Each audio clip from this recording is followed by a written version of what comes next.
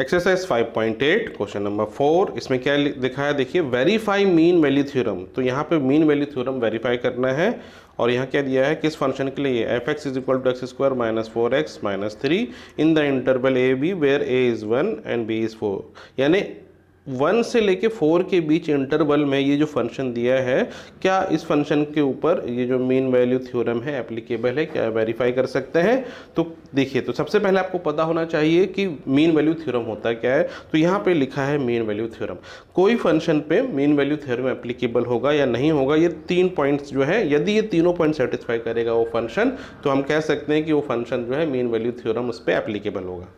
ठीक है, तो पहला पॉइंट देखिए क्या है, दैट एफ जो फंक्शन है ए कॉमा बी से आर है, should be continuous on a comma b. यानी ए कॉमा बी जो इंटरवल है, उस इंटरवल पे वो फंक्शन क्या होना चाहिए, कंटिन्यूस होना चाहिए। दूसरा पॉइंट क्या है कि फंक्शन जो है should be differentiable on a comma b, यानी ए कॉमा बी इंटरवल पे उसे डिफरेंशिएबल होना चाहिए।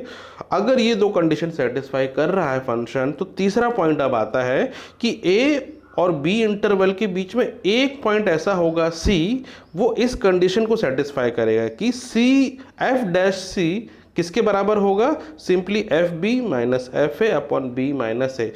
ये कंडीशन कब सेटिस्फाई करेगी, जब पहली दो कंडीशन सेटिस्फाई करेगी। तो यानी किसी फंक्शन को आपको प्रूफ करना है कि वो वेरीफाई कर रहा है मीन वैल्यू थ्योरम, तो पहले ये दो कंडीशन सेटिस्फाई करो, फिर इसको चेक करो।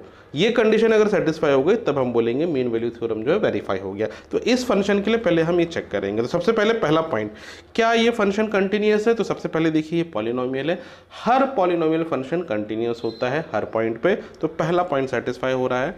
क्या ये डिफरेंशिएबल है। तो देखिए, जो पॉलिनोमियल है वो कंटिन्यूस भी होगा और जो कंटिन्यूस पॉलिनोमियल फंक्शन है वो डिफरेंशिएबल भी होता है। तो ये बाय डिफॉल्ट है, जो कंटिन्यूस है वो डिफरेंशिएबल भी होगा यहाँ पे। तो यहाँ पे ये सेकंड पॉइंट भी सेटिस्फाई कर रहा है। तो पॉलिनोमियल कंटिन्यूस भी होता है, डिफरेंशिएबल भी होता है। अब तीसरा ये हमें चेक करना है, क्या ये जो इंटरवल है 1 और 4 के बीच कोई ऐसी वैल्यू जिसमें ये इक्वेशन सेटिस्फाई करेगा।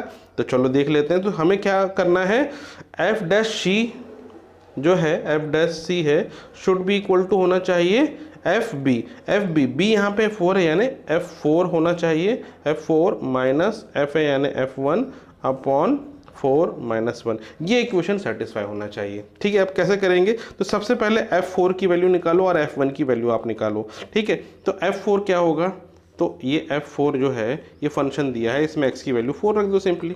तो 4 स्क्वायर माइनस 4 इंटू 4 माइनस 3। ठीक है, तो ये दो कैंसिल हो गए, आंसर यहाँ पे बस आएगा -3। तो F4 आ रहा है -3। अब F1 निकाल लो आप। F1 क्या होगा, 1 का स्क्वायर -4 इंटू 1 -3।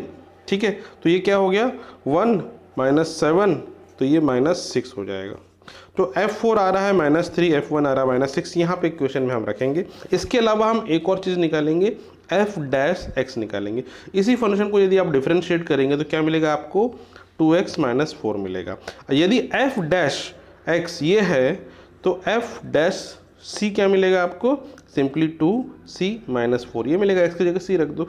तो यहाँ पे इसकी जगह आपको ये वैल्यू रखना है 2c माइनस 4, और इधर F4 की जगह आपको रखना है -3, देन माइनस F1 की जगह -6, तो माइनस माइनस ये +6 हो गया, डिवाइडेड बाय 4 माइनस ये कितना हो गया, सिंपली 3 हो गया।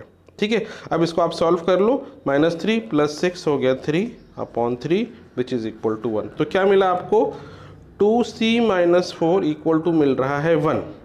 तो 2c इक्वल टू हो जाएगा 5, 4 को इधर ले जाओ, तो दैट इम्प्लाइज हम क्या लिख सकते हैं, c इज इक्वल टू 5/2, और 5/2 को डेसिमल में लिखेंगे तो 2.5 आ जाती है इसकी वैल्यू।